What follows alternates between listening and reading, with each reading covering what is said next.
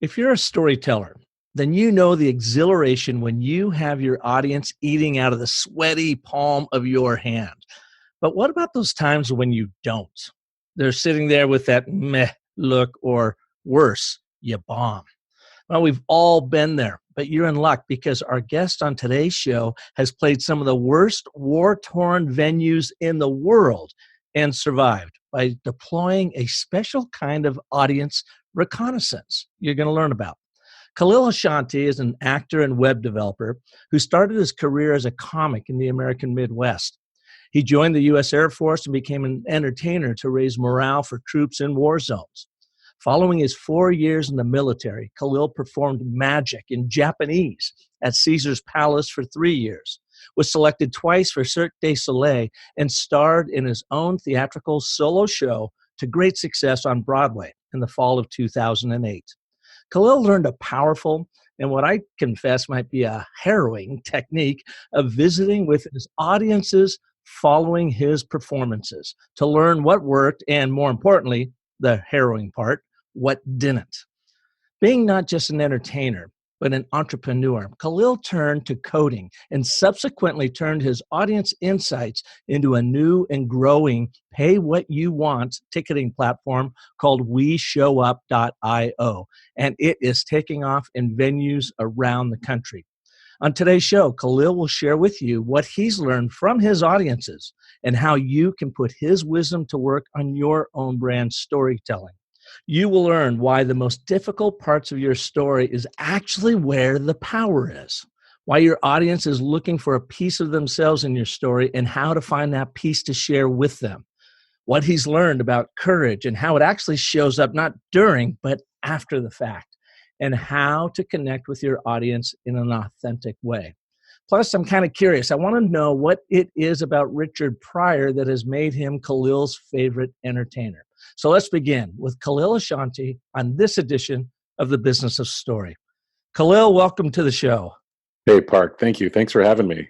Awesome to have you here. Now, you are coming to us from Vancouver, Canada?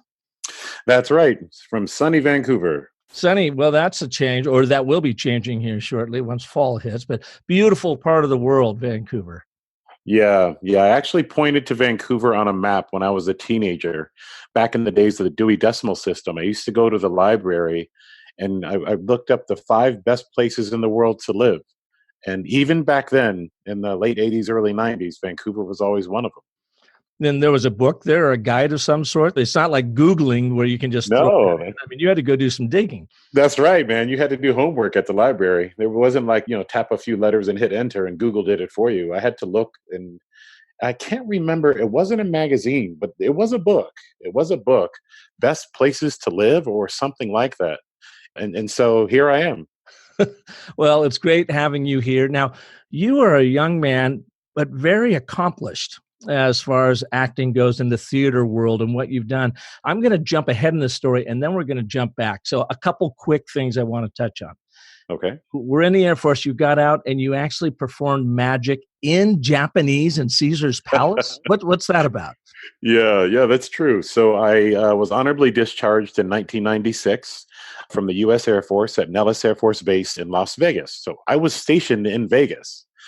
And so because my job in the military was performing for our brave men and women in harm's way in some of the most dangerous parts of the world, I mean, it just seemed natural to me that the military, I actually learned how to not only be a great soldier and a professional human being, but I got to entertain. So living in Vegas, it seemed like that would be a logical next step.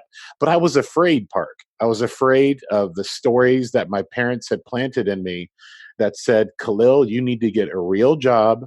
You need someone else to create your future for you. All you'll ever have is what they decide you need. And so I went out in my suit, my cheap suit, and went down to the Las Vegas Strip, and I started applying for positions as valet or food runner or whatever I thought I could find, just because the story in my head was people like us get jobs. And so that's what I did. And I'm at Caesar's Palace, and I think it was going for a bellman gig. And at the sports book, I don't know if you listeners have been to Vegas, but Caesar's Palace has a very large sports book. Where do you go and you bet on sporting events? That's correct. Yeah. And at the time, the sports book, the show of Caesar's Magical Empire was right next to the sports book. So I'm walking by the sports book trying to find the office to apply for bellman. And there's a line of people snaked through the sports book. And they're all dressed like they hopped out of a Harry Potter movie.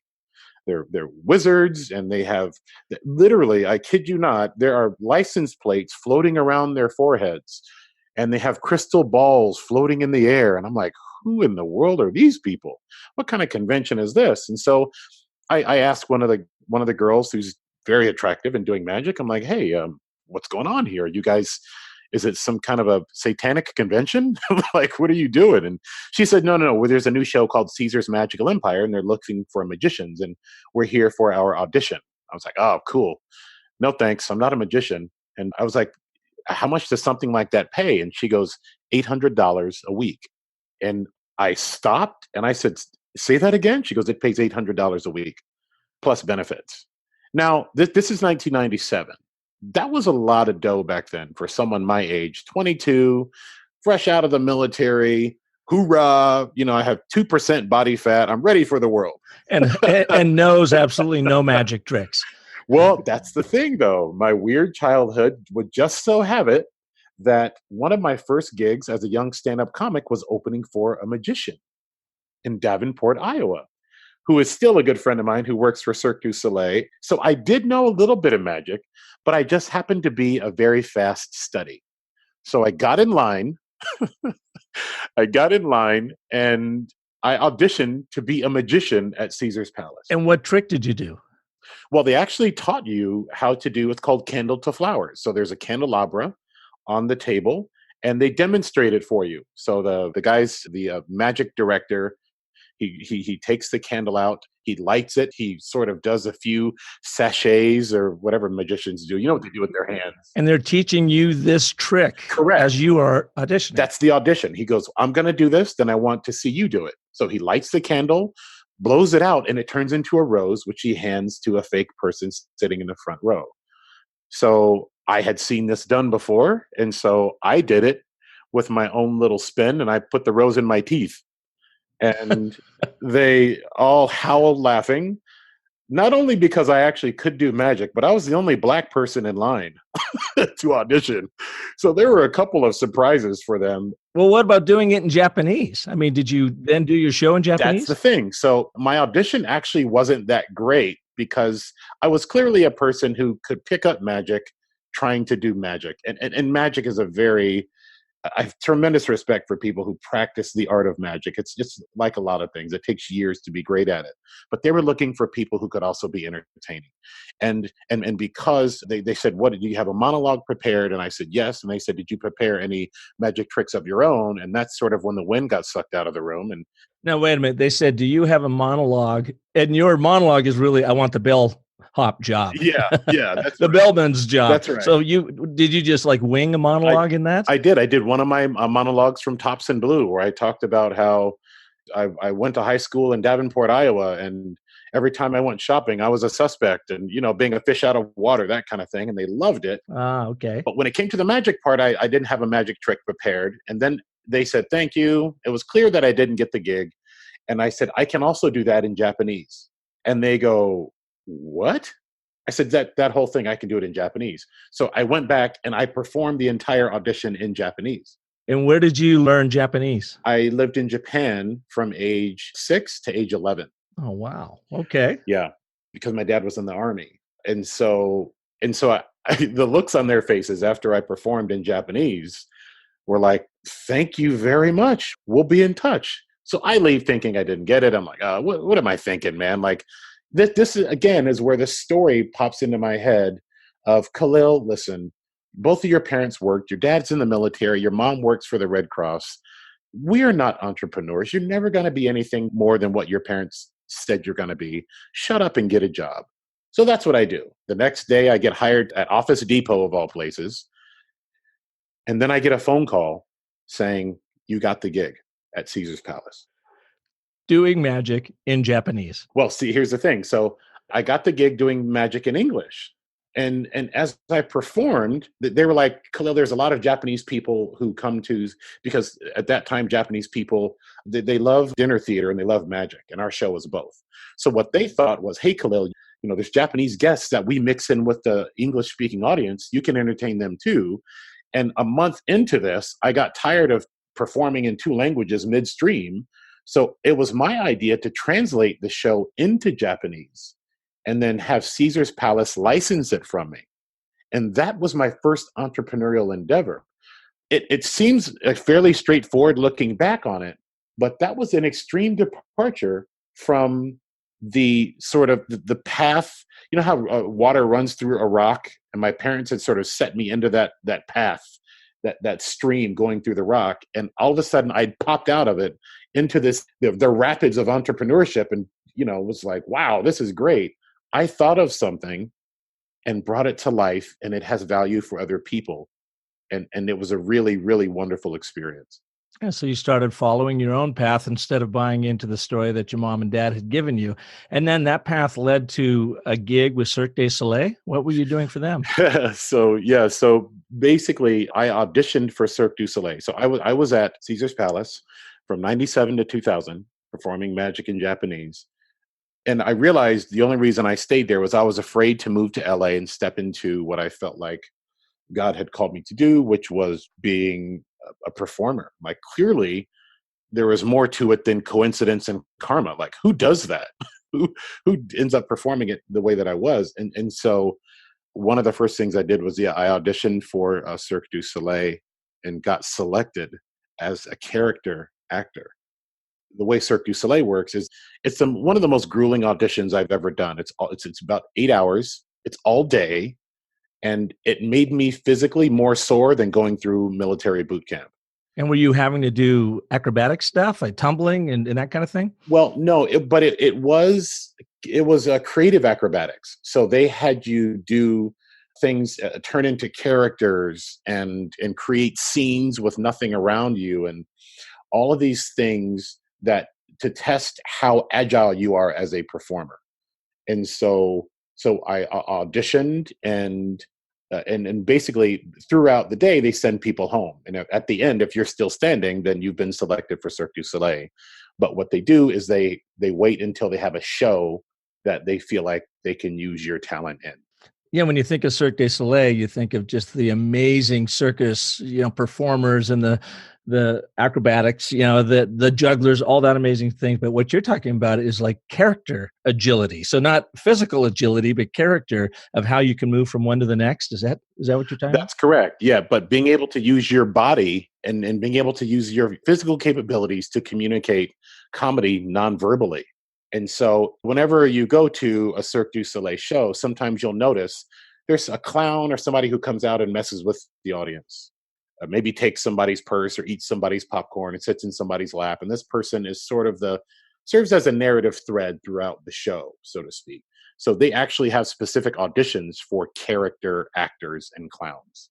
And it's physically demanding in so many ways. And it was a pretty grueling audition.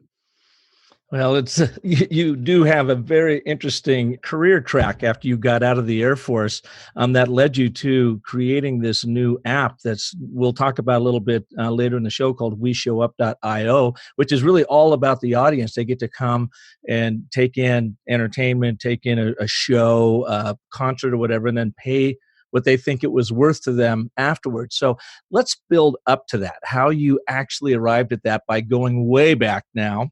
When did you realize, Kahlil, that you wanted, or you thought, you'd like to be an actor or pursue your theater side of your character?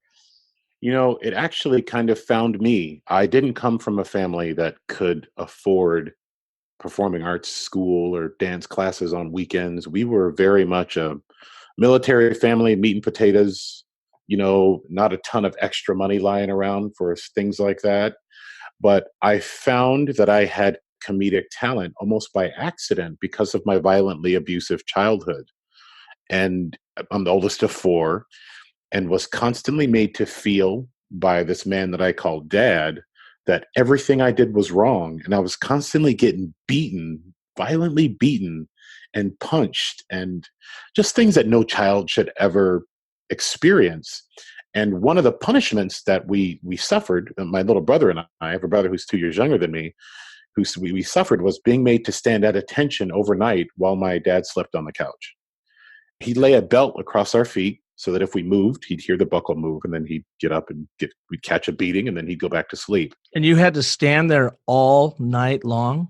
At attention. Yeah, that's right. How old were you? Uh, 11 or 12. Wow. Yeah. Yeah. We must have moved to Iowa. Yeah. It's been 84. So yeah. And so we would be forced to stand there at attention. And what happens when you stand at attention for long periods of time is you feel like your spine starts to compress and it's hard to move. And so we're standing there in the dark with just our imaginations to keep us awake. And we couldn't go to sleep. We couldn't cry. We couldn't show weakness. We had to stand there and stare into the dark. And my little brother would start to cry. And that would terrify me because you don't want to wake up this monster sitting in front of you. So I started doing impressions of my dad, like, hey, and there's some derogatory words I don't want to use on your podcast, but I would use the words that he used against us. But I would do it in Looney Tunes voices, like Yosemite Sam or Foghorn Leghorn, like, and make him laugh. But you weren't doing that while your dad was sleeping there, were you? Yeah. I was really? I was whispering these impressions to make him laugh and forget about the pain. Oh my God. And at the risk of the guy waking up. Yeah. But the thing that almost made him wake up was how loud my little brother was laughing. So I'd have to muzzle him. So it was this ironic sort of juxtaposition of being in this horrific thing, but you found levity in it. Yeah. And the sense of self-worth that I felt, knowing that I could make someone laugh and forget about their pain, and that it was my little brother. And I felt like I couldn't protect him, but I felt like maybe my comedy, and I didn't really know that I had comedy. I just knew that he needed to laugh and I don't want my ass beat. So whatever it takes, and then it morphed into me. My mom would be washing dishes, and after having just, been in a fight with my dad, and I try to wipe her tears away, and I'd help her wash dishes, and I'd start doing impressions to make her laugh. And it just became this. I wasn't a class clown by any means, because I was always very respectful, but I just found that I had this intuition to help people forget about their pain by using those painful things as comedy. Yeah, and a self-defense mechanism for yourself, I would imagine, too. Exactly. That's exactly right. And it just so happened that a lot of times when we were made to stay up late at night, if it wasn't standing at attention, for instance, one of the things I was made to do was look for his socks. So we always me and my little brother were basically kind of indentured servants, so to speak. So we had to do his laundry. We had to make his food. We had to make him drinks. We had to serve him. And so if we had done the laundry and lost one of his socks, we had to stay up all night looking for it. And during these all-night sock expeditions, I found Richard Pryor albums in the basement. And my dad had a reel-to-reel. I don't know if you or your listeners remember those. I'm probably dating myself. Oh, yeah. Yeah. Dewey Decimal System and reel-to-reel. Yeah, you play magnetic tape through through the playhead to hear. Yeah. Yep. And he tape recorder, basically. That's right. And he had reel-to-reels and record players, and he had this massive stereo system downstairs. So I'd flip it on, and I'd find his head. He had these, headphones were massive back then. And I'm sitting there with my little, 12-year-old skinny head with my dad's headphones on, laughing my ass off at Richard Pryor. And I was like, this guy has more pain than I've ever known. You can hear it, and look at what he's doing with it. And that's his job. So that's sort of how there wasn't a moment for me when I said, I'm a comedian and I'm funny. It was just this sort of gradual discovery of, I can actually make people laugh. And then there's, at this time, Eddie Murphy was the biggest star in the world. So it was just kind of a perfect storm for me at a perfect, I wouldn't say a perfect time, but. Well, yeah, but you could relate to what Richard Pryor was saying on his albums, I guess, and you could connect with that. And so that's how Richard Pryor and his comedy entered your life. Do you feel like you were inspired by him or any of your future work was kind of playing off of what you heard in young, impressionable age listening to Richard Pryor? Absolutely. As I, many, many years down the road, when I put Basic Training together as a one-person show, which was the show that I ended up taking to Broadway and winning lots of awards with, the way that I change characters and the way that I embody the characters was 100% inspired by Richard Pryor. But I didn't realize it as I was writing it. I only realized it afterwards, Mm-hmm. as I'd stand at the door and shake the hands of the audience as they left, and they'd say, wow, you really remind me of Richard Pryor. So, as you were growing up then with this monster of a dad and you got into high school, were you acting, or would that be the kind of thing he would have not have tolerated? Yeah, he pretty much tried to keep me from doing any extracurricular activity that would have made me happy. Thankfully, my mother, whom I'm very close with and I love to death, she fought for me to do things like go to church, try to be a good human being. My grandmother, whom I lost last year, these strong women in my life were like, Kahlil, no matter how bad people treat you, you don't have a right to treat others bad. And that forgiveness and love are the only ways that you can truly heal and not let him win. And so in school, they'd have a play and I was like Little Shop of Horrors. I was the voice of the plant.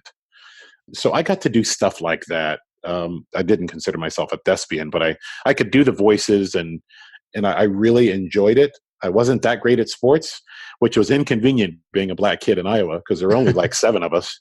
So, So, I might have got picked first, but I was always on the bench. so what did you go to college after high school or right into the Air Force? What happened next? Yeah, I was often coming to school with bruises on my chest because I used to get hit he used to hit us with a fly swatter, bare chested, and he'd punch us in the forehead with his knuckle, and so I had all these different things sort of physically wrong with me at school, and so my goal, I just thought I need to get out of here as soon as possible. So back then, I don't know if the Air Force still does this, but they had something called delayed enlistment, where you could sign up for the military as a sophomore, and then that means you could do all of your physical and all the things that the military requires, and then when it's time for you to leave, assuming you don't get arrested or do anything stupid, you can ship off as soon as 10 days after you graduate from high school. So that's what I did. I went to a recruiter's office thinking this will make my dad proud. He's a military man, I'm going to be a military man. And I went and talked to the recruiter, and I did delayed enlistment. So 10 days after graduating from high school, I was on my way to Lackland Air Force Base for Air Force basic training. Down in San Antonio. San Antonio. That's Yep. right. I've been down there. I do a lot of work with the Air Force, and I work with their 4-star generals. And I was down at Lackland this time last year, the first time I had been there. It's a hot place in the Yes. summertime. And I went, and in June is when I did basic training. Oh, geez. Yeah. But Park, there was a problem with my escape plan. And that was that it didn't quite work the way I thought.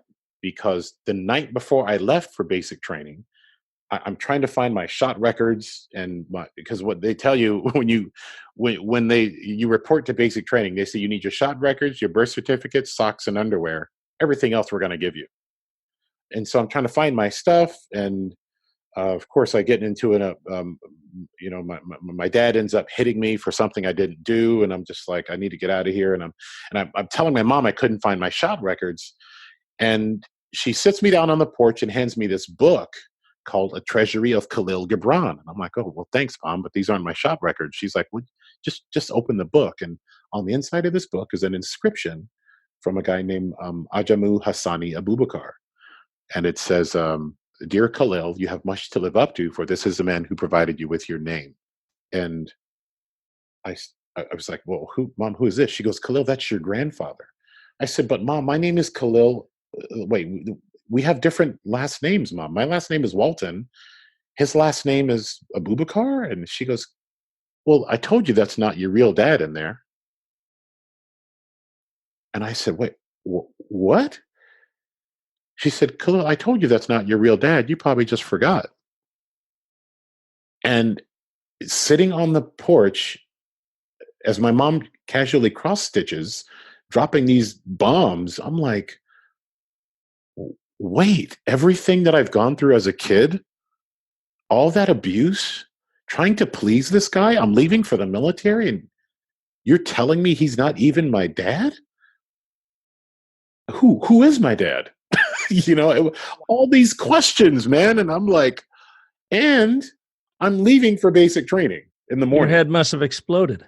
It did. And as you probably know, having been to Lackland, you don't have a whole lot of time to think as a recruit. You land and it's drill sergeants in your face, and boom, you're off into the military life.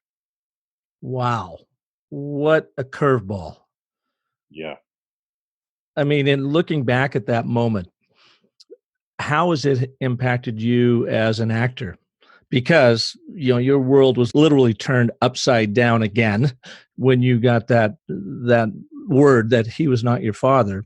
And how have you used that as an actor to be able to offer up twists for your audience and take them to some very unexpected place they didn't see Well, coming? it actually sort of crystallized for me when I took Jeffrey Tambor's acting class in LA. So this would have been after Caesar's Palace, after the Air Force.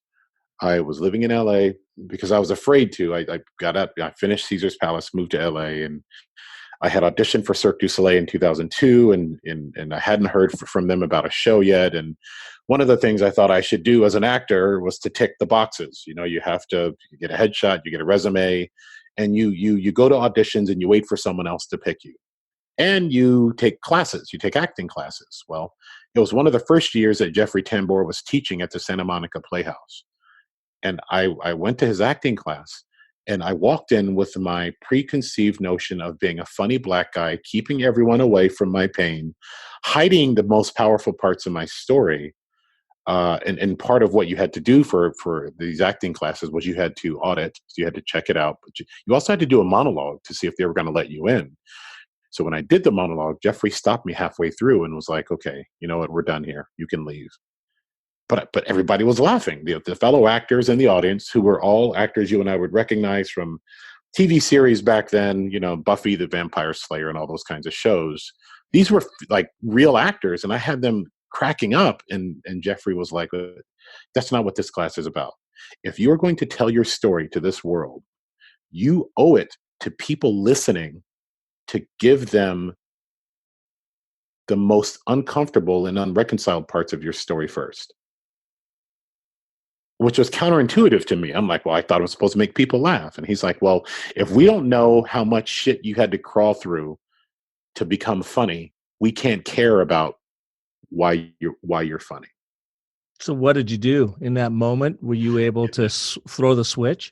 No, it was a process. I said, well, look, I'm committed to doing this, but I don't know how to do it. And he said, okay, well, look, if you're going to stay in this class, first of all, it's going to cost this much, which I couldn't afford. But I said, look, man, I'll vacuum. I'll help you set up chairs. Is there some way I can work this off? And so he proceeded to, almost like gardening, where you pull out the weeds, you till the soil, you have to destroy a lot of things to create new growth. And so he taught me how to tell a story without a care in the world for making the audience comfortable. And it was a very gradual process that I actually took him up on as a part of my own personal arrogance. What does this guy know about telling stories? Because I didn't know who he was at the time. This was 2002, 2003. And so one of the things he did was he said, okay, take me back to the night that you joined the military. First of all, why did you join the military? And I said, well, I joined to save my country. He's like, bullshit. He goes, tell me why you joined the military, Kahlil. Like, he's yelling at me. I'm like, well, everybody that I know who joined the military was running away from something. He goes, exactly. Tell me more. And I said, well, the night before I left for basic training, my mom let it slip that the guy who had been beating the crap out of me my whole life wasn't my real dad. And she swears she told me before. She said, I probably just forgot. And he said, okay. But the whole room fell silent. It was a silence I'd never had as a comedian, because as a comedian, I was afraid of silence. And so there was this wonderful experience, Park, this wonderful experience of this realization that, wow, although we enjoy it when people seem invincible on stage. What we actually want to see is their vulnerability. What we want to see is the cracks in the facade and the warts, because it's in those moments that we see ourselves in them. And that's where true connection begins with storytelling. It's when we wipe away all the BS and the emotional Botox and everything that, the social media world has told us is so important. And we dare to share our shame, not for the sake of pity, but for the sake of making sure that you understand that I see this as a privilege to perform for you, and I see it as such a privilege that I'm going to go open kimono and I'm going to share something with you that makes you feel like you shouldn't be watching. And why do you think an audience likes that as much, if not more, than sitting there and cracking up at your jokes? Because they laugh harder if you hit them with the drama first. I feel like, and this was, I've you and I've been around long enough to be before internet and in the internet, and as a society, I feel like we are becoming so numb to human interaction. You can sit in your house today and order food. You can work remotely. You can buy a plane. You can go through like a whole week and never speak to another human being. And so live performance, whether it's a keynote, a theater show, a musician, whatever, you're now sitting in a room. Well, first of all, you have to leave your house. And then you're sitting in a room with strangers with a shared experience of the story that's happening on stage. And as much as people do like to crack up, and there's completely place for that, I'm not criticizing people who just do that. But if you want to be memorable, then that's the path to take. And that's the path that made sense for me. And I think we as people appreciate that because there is so little of that in the world. Yeah, you start then with the struggles in your story to help set the stage. People can understand what you've been through, what you've experienced, and then if it's appropriate, you bring the lighthearted side of it. The joke lands even better because they're like, "Oh, this is the defense mechanism," or "This is laughing in the face of life just getting in your face," and that just makes the whole performance that much stronger. Yeah, and one of the things that I do when I work with speakers quite a bit who want to be more memorable and are often required to deliver dry material, and I always tell them something that I learned from Jeffrey, which was never play the joke, you play the intention. What do you mean by that? So, for example, when my mother let it slip, she goes, "I told you before, you probably just forgot." That always makes people laugh. But it's just me telling a story. There's no setup, there's no punchline. So as I embody these characters and as I perform the show and as I tell the story, my mom really believes she told me before. And then when I play my character in basic training, my character is truly surprised, like, what the really? Instead of hamming it up as, I don't think I would have forgot something like that, mom, huh? That kind of thing. It's just let it ride, because it's the intention of two different characters who see the world completely differently that makes it interesting. Well, and She doesn't it allow your audience then to sort of fill in the gaps and let them have that reaction of, well, I don't think I would have forgotten that, but let them do it on their own terms without spelling it out to them? That's exactly right. And I did this show all over the world. I did it in Dubai, I did it in Edinburgh, Scotland, and I did it in Charlotte, North Carolina, and each audience reacts differently. And so when you play that intention, like you said, you allow that audience to have their own experience. Maybe they don't think it's funny, but when you start playing the joke and the joke fails, you look like an idiot, because not everybody's going to laugh the way you think they're going to laugh. And anybody who's done any touring knows that people in Europe, people in Australia, we each, people react to comedy differently. But if something's real, then you haven't made yourself look like a fool for trying to be something that you're not. You're telling an honest story. Do you think Richard Pryor did a good job of that? Thinking back on his comedy albums, and that was really one of your first exposure to comedy.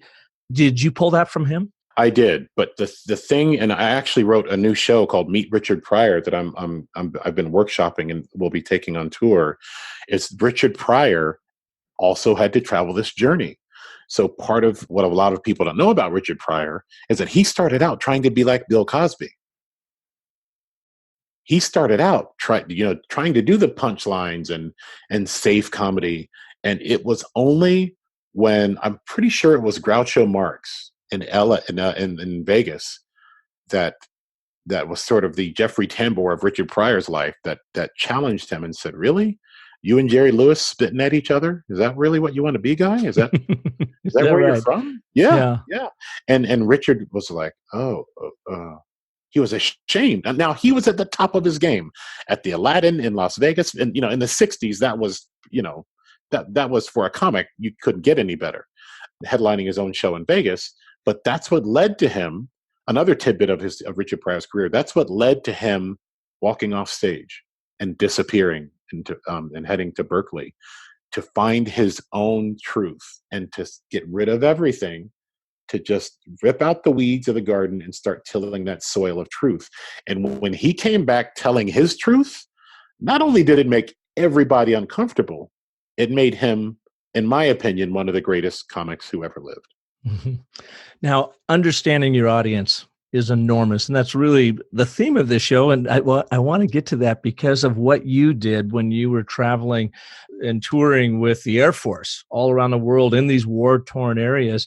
Tell us a little bit about how you got into the theater in the Air Force, and then what you did with your own audience reconnaissance, because I thought that was fascinating. So it started with the recruiter telling me I wasn't good enough. Of course, it always does. You're probably seeing a theme here. Yeah, but the recruiter was like, "Yeah, yeah, Kahlil, because I wanted to be an architect. I wanted to join the military to be an architect because I could always draw."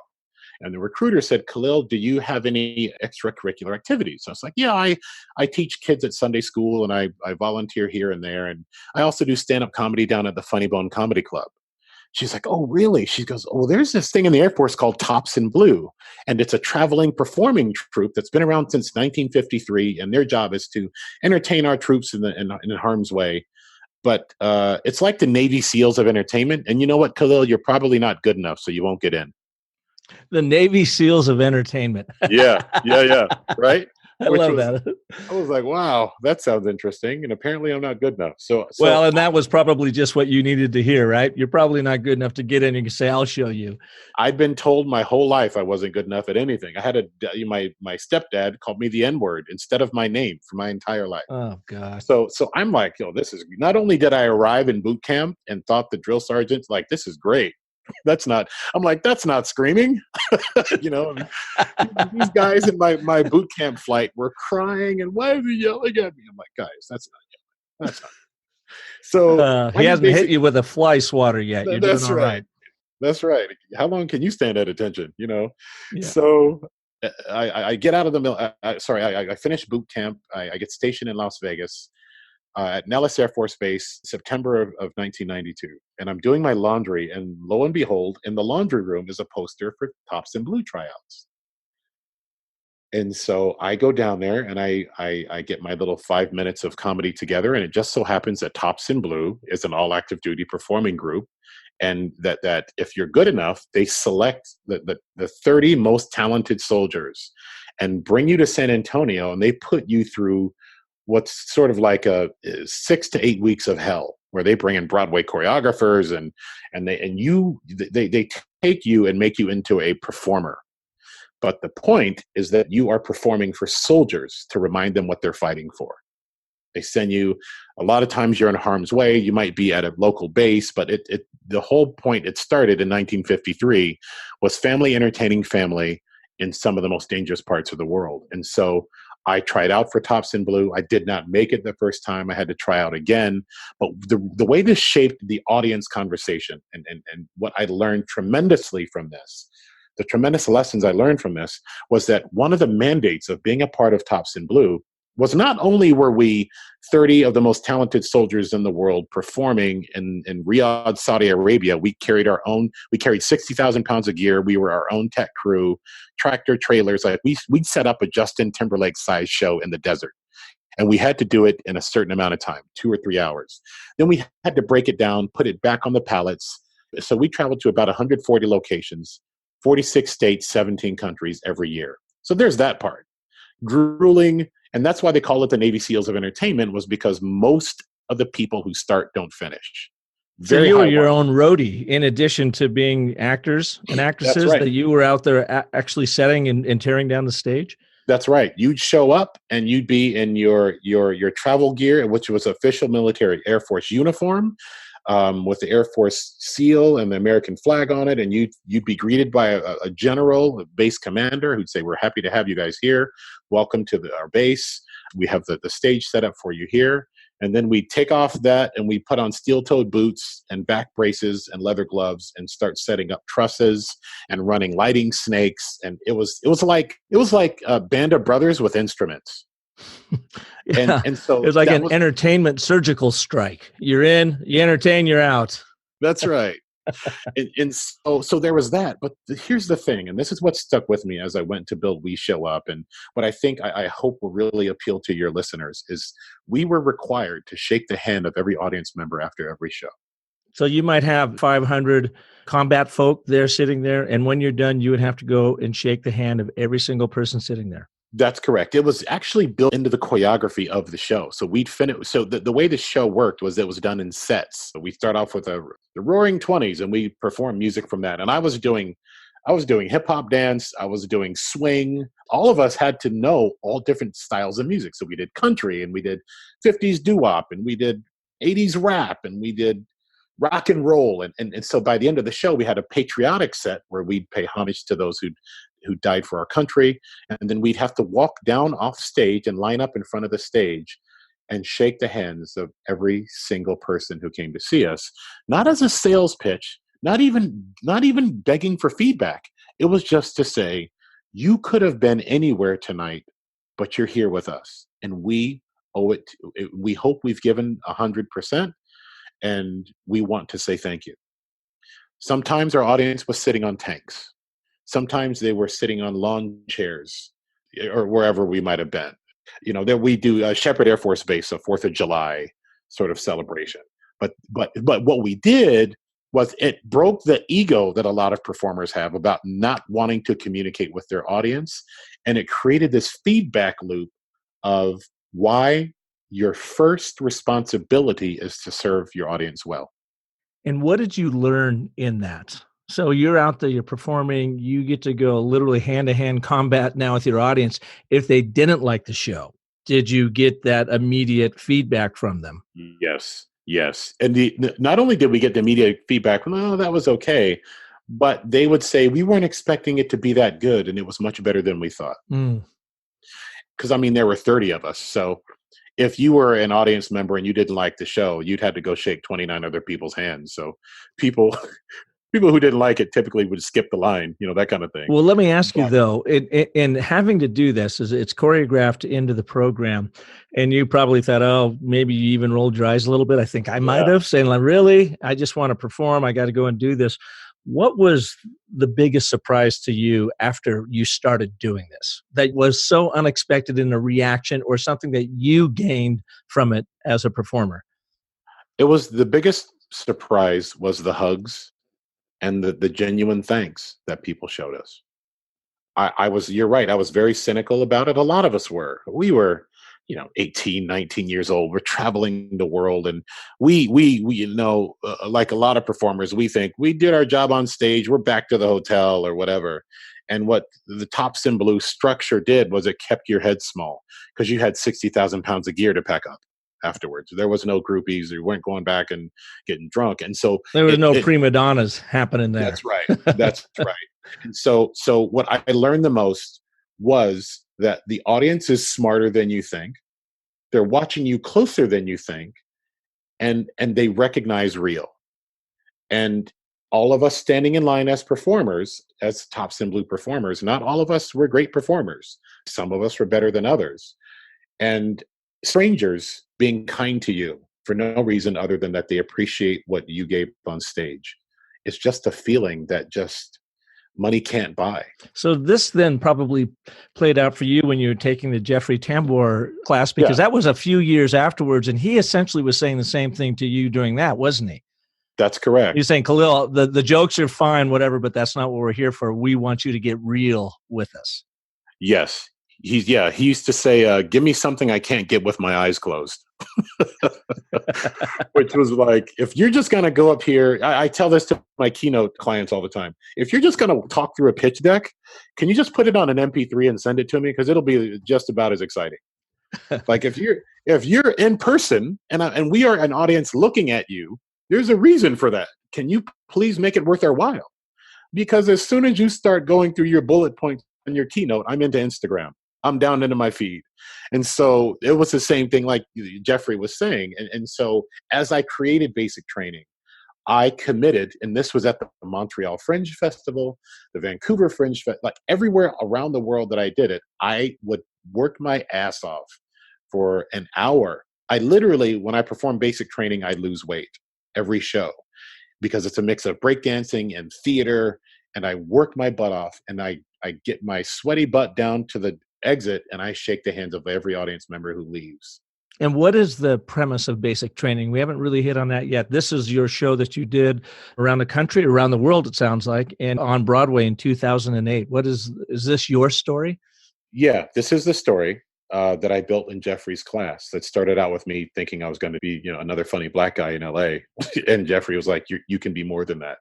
So it's a story of how I tried to escape a violently abusive childhood to start a new life for myself, only to find the night before I left that everything that I thought I was built on a false premise. And 23 characters guide the audience through this tale of redemption, life affirming difficulty, and comedy as I end up actually meeting my real dad almost by accident. How did that happen? Well, so as I started telling the story of my dad, and this is an acting class, the acting class and my people who loved me through this ended up getting me a plane ticket to meet my real dad. Wow. As kind of a thank you for coming clean for them, I guess, with your story and what they got out of your story. So they literally, I think it was like my last day of class because Jeffrey was going off to do a film or something, and like, we have something for you. It's like, oh crap, what I do wrong this time? And it was an envelope with a plane ticket in it to Washington D.C., which is where my dad lived at the time. And they said, we think it's time. Wow. And I was like, what do you say? It's I started this class to try to tick boxes and be like every other actor. And I ended it realizing there's nobody else like me. And what was it like the moment you met him? It was, gosh, it's hard to go through this without crying. We look exactly alike. It was a Baltimore Washington International Airport, BWI, and I remember because the way it, and so I don't want to spoil basic training for you, but the way it happens is my uncle Tony, who was my dad's best friend, had been on Classmates.com, and he called me out of the blue one day and said, "Hey, I found your dad," because my uncle Tony and my dad, we went to high school together, and he sent me his phone number, and so when I finally got the courage up to call him, I heard his voice on the phone, and which led to this meeting at BWI Airport. And I didn't know what he looked like. So, and there's a lot of black people in Baltimore. So I'm standing in BWI, and these crazy looking brothers are walking towards me, and I'm like, "Oh, please don't let that be my dad. He didn't have any teeth. Oh, please don't let this. He's too tall." This kind of thing. And then I hear a voice behind me that sounds exactly like my voice, and he says, "Hey, Kahlil." And I turn around, and it's like looking in the mirror. We both start crying, and he hugs me, and he's like, "Look at you, son. Look at you. Look at you. Wow." And he asked the passerby. This was in the days before smartphones. He said, "Ma'am, would you mind taking a picture?" And she said, "Are you two brothers?" And he said, "No, this is my son. We just met." Wow. That is powerful. And did you stay in touch with him long Yeah. afterwards? Yeah. We're still in touch. That's Yeah. great. And I'm a dad now, as I was saying at the beginning. My youngest son started kindergarten today, so it was an especially emotional morning. You know. Wow, that's huge. Thank you for sharing that with us and our listeners. And that's the thing that struck me about you early on. You and I have had a chance to jump on the phone call a couple times, that you are all about the audience. You sharing your truth, sharing your stories with the audience. And now, thank you for sharing that with us. And let's move to your audience app. I mean, when you design specifically with an audience in mind that says, pay what you want after you see my show or after you see any show, it's called WeShowUp.io. How did this come about and how's it going for you? It came about because, again, I had a new show that I wanted to take on tour, and I was insecure about ticket prices. I thought, a lot has changed since I wore my cheap suit and auditioned at Caesar's Palace in 1997, and I just thought, people increasingly aren't going out to see shows anymore because they can't afford it or they don't think it's worth it. And I thought, I want to make sure my audience feels like it's worth it. So maybe I should just ask them. So what I did was I did the typical pay what you want analog version. Hey, come and see my show. Afterwards, throw money in this bucket. And I made more money that way than had I charged $20 per person. Now, I'd also learned to code to put food on the table between acting gigs. And so writing code for me was this amazing creative outlet. And I thought, well, there's got to be something online that allows you to do this, like reserve a spot and then pay afterwards. Because when I did my show the analog way, somebody gave $100 bill and I had no way of knowing who it was. And you might have charged $20 for it? I might have charged $20 For the tip? Yeah. yeah. And the other thing was I couldn't say thank you to them, which was tremendously important to me. Is to, hey, I saw you gave $100 bill. I just wanted to say thanks. And so I was like, how can I sort of bring these two worlds together? There was nothing online that did that. So I built something. It was, WeShowUp.io is a very polished product because I hired people smarter than me to take my prototype and build it into something bigger and better. But the first prototype I built allowed you to go to the website of the theater, reserve a spot for $5. You got a confirmation email. Hey, Park, thanks for your reservation. This $5 is just to hold your spot. See you at the show. You come to the show, we check you in, and you'd see the show. Then afterwards, as you were leaving, you got a text or an email that says, hey, Park, thanks for coming to see basic training. It means a lot to me that you spent your time here. How much did you think it was worth? No wrong answer. And the average that people paid was $53. Wow. On the digital version. And I thought, wait a minute, this is really cool. I'm a self-sufficient performer. I didn't set out to build a company or an app or anything. I just set out to honor the audience because I had this connection with them that was sort of a cornerstone of my career that I realized I owe a lot to the audience because they're spending their time and money with me. And did that blow you away when you started enacting it? It really did, because as storytellers, even in marketing, we have a lot of BS stories that we tell about value. Like who decides a ticket price? How do we even know that it's worth this much or that much? And we live in this economy where increasingly every industry is getting disrupted because people increasingly want a say in how they value experiences. And so it really blew me away because it was so obvious. It was like, why didn't I do this before? And so I start calling theaters to say, I have a new show. These theaters where I had toured basic training, I said, hey, I have a new show and I want to use this app I built. It doesn't require you to download anything. It's just built into the theater website. And the theaters were like, hold on, you did what? First of all, when did you learn to code? Because Kahlil, you have a weird story. And second of all, what is this app? And so I start telling them about it. And theaters start writing checks saying, we want to use this to reach new audiences. And so I had to incorporate, and then a venture capitalist here in Vancouver, like there's all these different investments started coming my way. and I had paying customers all of a sudden. And I was like, hold on, like, I want to do my show, man. And You didn't know you were going to become a tech entrepreneur, I, huh? I really didn't. But it just so happens that because I know how to code and I understand the challenges and I've been in the industry since the 80s, I am a great person to sell it.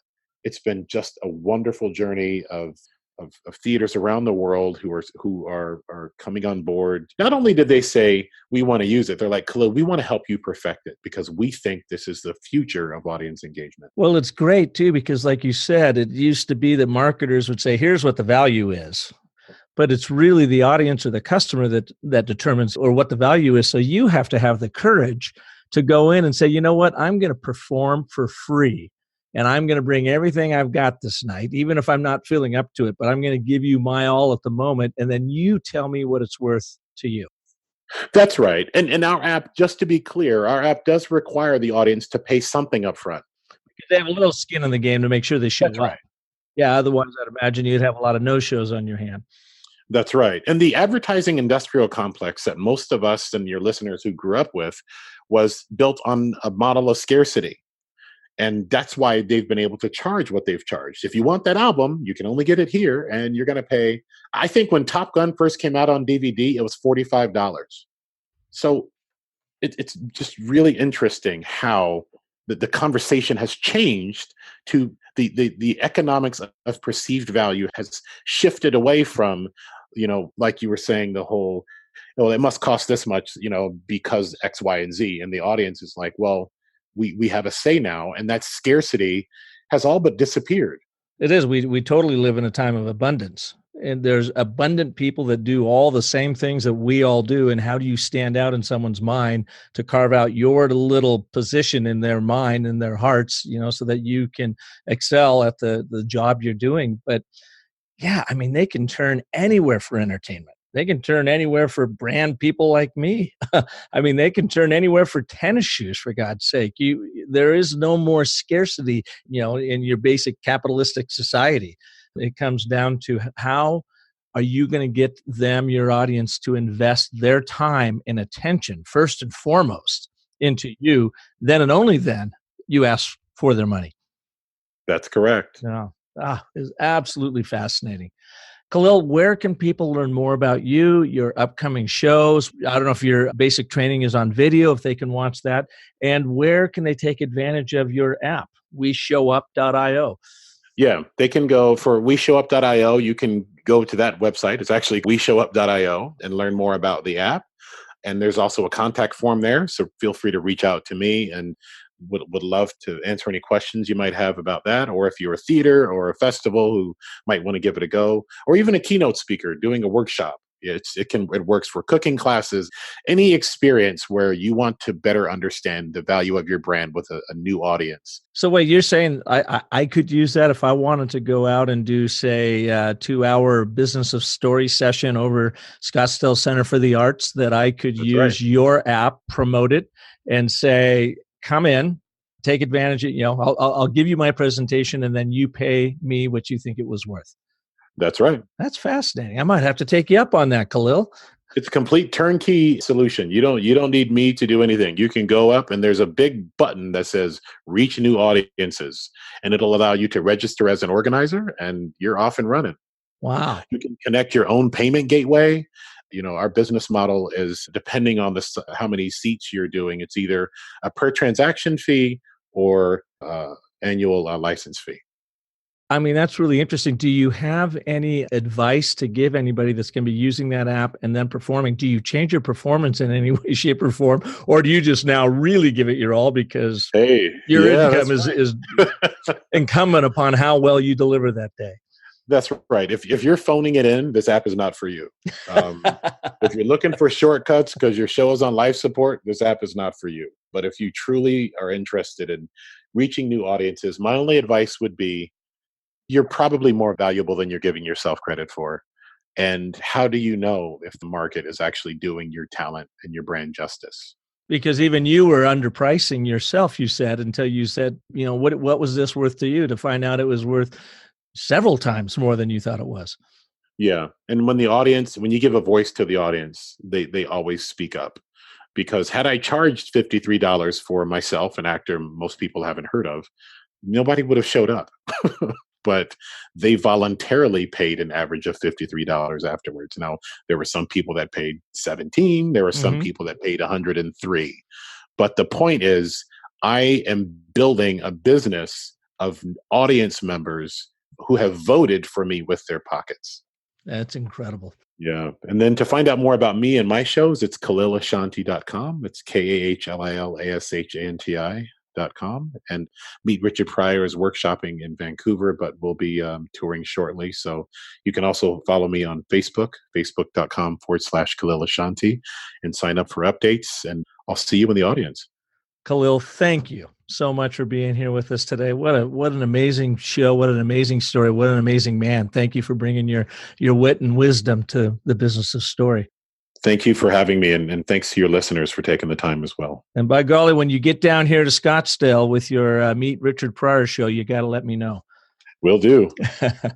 Well, thank you all for listening to this amazing edition, this incredible episode today with Kahlil. And if you like what you heard, share it with someone. Share it with someone who maybe is trying to find their voice, trying to perfect their presentation, trying to maybe even get the courage to show and share the vulnerable parts of their story or your story, to be able to connect with audiences, and then by all means giving voice to your audience, bringing your all every single day, and let them determine what value it is you have brought to their world. So share the show with others that you think will benefit from this crazy story we were on today. I just can't thank you enough, Kahlil. And again, thank you all for listening to this edition. If I can be of additional service to you, visit me at businessofstory.com, where we have tools, tips, techniques, and talent like Kahlil sharing with you how to craft and tell compelling stories that sell. I hope you'll join me next Monday when we'll have another amazing story artist right here for you on the Business of Story. And until then, remember that the most potent story you will ever tell is the story you tell yourself. So make it a great one. Thanks for listening.